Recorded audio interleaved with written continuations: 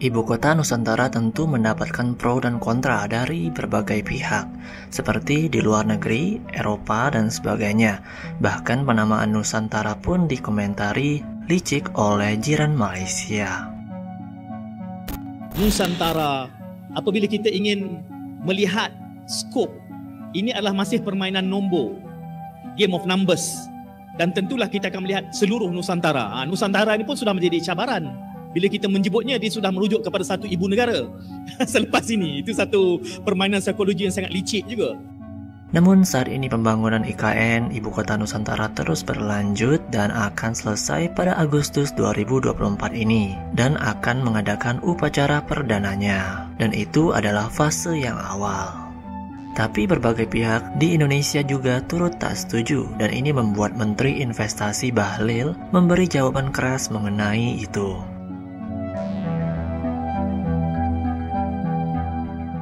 Ada calon presiden yang belum memimpin sudah mengatakan akan merubah kebijakan, bahkan akan mencabut undang-undang Ibu Kota Negara Nusantara. Katanya menurut versi dia, Ibu Kota Nusantara yang ada di Kalimantan itu adalah bentuk bukan untuk mewujudkan pemerataan, tapi itu hanya untuk melahirkan ketidakadilan. Saya ingin menyampaikan kepada saudara-saudara, ini adalah pikiran sesat. Karena PKB adalah partai terdepan yang mendukung Ibu Kota Nusantara lewat pembuatan undang-undang itu. Dan harus diingat bahwa pembangunan Ibu Kota Nusantara adalah bentuk pemerataan pertumbuhan ekonomi. Jadi kalau ada calon presiden yang tidak setuju untuk kita rubah atau kita pindahkan Ibu Kota Nusantara, maka calon presiden tersebut tidak ingin Kalimantan maju, tidak ingin Sulawesi maju, dan tidak ingin kawasan timur maju.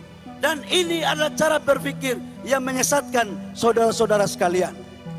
Ini adalah cara berpikir yang kita harus rubah. Karena membangun Indonesia harus membangun Indonesia sentris dari Aceh sampai Papua. Kaitannya dengan itu saudara-saudara semua, pembangunan ekonomi harus diwujudkan sebagai strategi dalam rangka pemerataan pertumbuhan dan peningkatan kesejahteraan. Kepala Otorita IKN juga menanggapi pernyataan Anies. Ia menyebut pembangunan IKN adalah milik kita bersama, yang tentunya akan memberikan manfaat kepada semua pihak. Hal itu disampaikan Kepala Otorita IKN Bambang Susantono usai diskusi membahas IKN sebagai jembatan masa kini dan masa depan di Media Center Maju. Memang milik kita bersama. Jadi kita inginkan bahwa semua ini tentu akan memberi manfaat kepada semua pihak. Gitu. Karena Nusantara didesain sebagai kota untuk semua.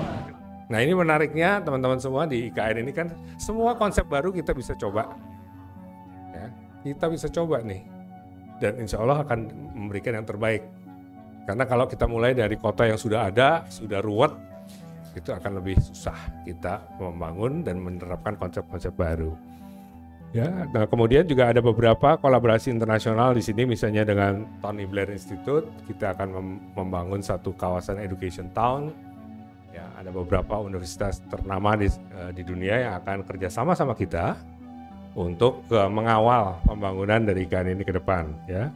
Saya hari ini bisa bocorin dengan Stanford, ya kita sudah MOU dengan Stanford dan dalam 2 bulan ke depan insya Allah akan ada groundbreaking untuk membuat satu pusat ekosistem, ya satu ekosistem digital yang kekinian. Gampangnya nanti di situ nanti ada universitasnya, ada industrinya, gitu ya, ada startupnya dan sebagainya. Jadi ada satu community yang kita bangun, community talent digital. Dan ini baru hari ini saya bocorin nih. Tadi saya minta izin sama Pak Anin Bakri. Pak Anin, boleh nggak saya bocorin? Boleh katanya. Insya Allah 2 bulan ke depan kita groundbreaking untuk satu tempat, satu institut di mana kita punya ekosistem untuk para talent digital. Istilahnya para digital nomad kan. Yang jago-jago itu generasi milenial, generasi Z segala macam. Bisa kita berikan satu tempat di sana di IKN Nusantara. Ya. Nah, 2045 ya, bayangin ya, jangan kita bayangin nih 2025, 2030, ini 2045 nih. Insya Allah saya masih bisa lihat gitu ya. Tapi teman-teman di sini nih nanti bahkan anaknya itu nanti yang akan menjadi owner, menjadi pemilik dari kota Nusantara ini ke depan. Ya. Ini data kami dapat dari Kementerian PUPR ya. Ada yang disebut batch 1. Batch 1 itu adalah kontrak-kontrak yang memang sudah dimulai dari sebelum bahkan 2023 sebelum kami beroperasi ya. Ya, kita lihat misalnya untuk Istana Presiden ini, kalau mau seeing is believing, datang ke sana lihat gitu. Kalau enggak di YouTube udah banyak sekarang, semua orang bisa ngambil gambar gitu kan. Kemudian Sumbu Kebangsaan di mana nanti kita akan upacara, insya Allah 17 Agustus itu sudah mendekati 100%. Nah, saya bocorin lagi nih, ada satu baru nih. Di Sumbu Kebangsaan nanti akan ada satu Memorial Park. Memorial Park itu tempat di mana kita melakukan misalnya penghargaan kita kepada para pendiri Republik, pada para pahlawan dan sebagainya. Biasanya kan kalau di Jakarta kalau ada kunjungan tamu negara akan membawa bunganya terus ditaruh di, biasanya di mana? Taman Makam Pahlawan. Di sana di mana? Belum ada yang jadi pahlawan nih. Saya juga nggak mau jadi yang pertama kan di TMV. Jadi kita bikin Memorial Park.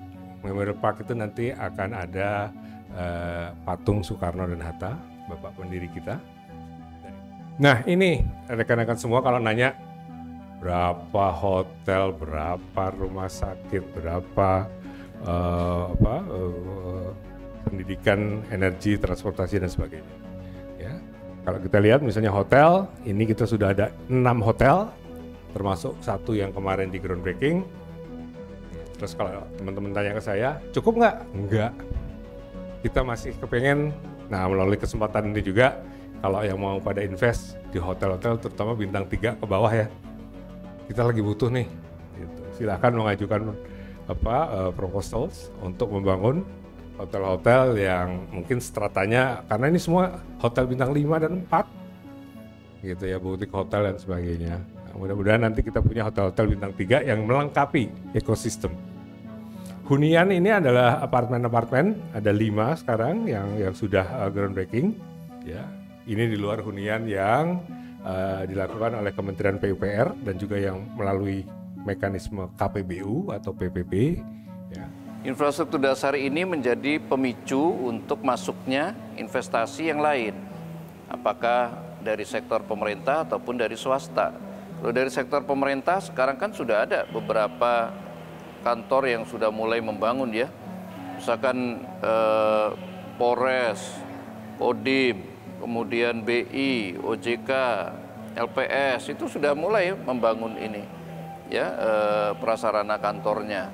Nah, tapi sampai ke swasta bahkan itu sudah mulai bangun hotel, rumah sakit, kemudian training untuk sepak bola itu PSSI ya, itu juga ada masuk, kemudian warehouse, kemudian sistem distribusi itu yang untuk suplai kelontong, suplai alat-alat kerja begitu ya. Nah itu juga udah mulai masuk. Jadi saya kira swasta sedikit demi sedikit sudah mulai masuk. Nah mudah-mudahan dari sisi akomodasi beberapa hotel yang dibangun oleh swasta juga bisa sudah ada wujudnya di bulan Juli, minimal bulan Agustus. Tapi pemerintah sendiri kan sudah menyiapkan skenario misalkan dengan hunian untuk ASN-nya. Ya. Itu kan sedang dibangun, nanti ada 12 juga tower. Kalau pekerjaannya kan sudah ada. Kalau hunian pekerja sekarang sudah ada ya. Kalau untuk ASN-nya sedang dibangun, ya mudah-mudahan di bulan Juni atau Juli itu kita sudah punya 12 tower itu untuk ASN kita. Salah satunya Kementerian PUPR, apakah ASN-nya juga akan pindah begitu Pak? Sudah ada prediksinya? Pak Menteri kan sudah declare itu, saya akan jadi Menteri pertama yang akan berkantor dan tinggal di IKN. Dan gitu. Pastinya harus didampingi juga oleh ASN Kementerian PUPR begitu ya? Kalau kita memang secara organik memang sudah tersebar di seluruh Indonesia ya, karena kita punya balai-balai ya. Begitulah lika-liku pembangunan infrastruktur IKN. Masa pembangunan atau masa awal banyak yang tak suka, tapi ketika sudah jadi pasti bangga dan menikmatinya. Bagaimana pendapat kalian?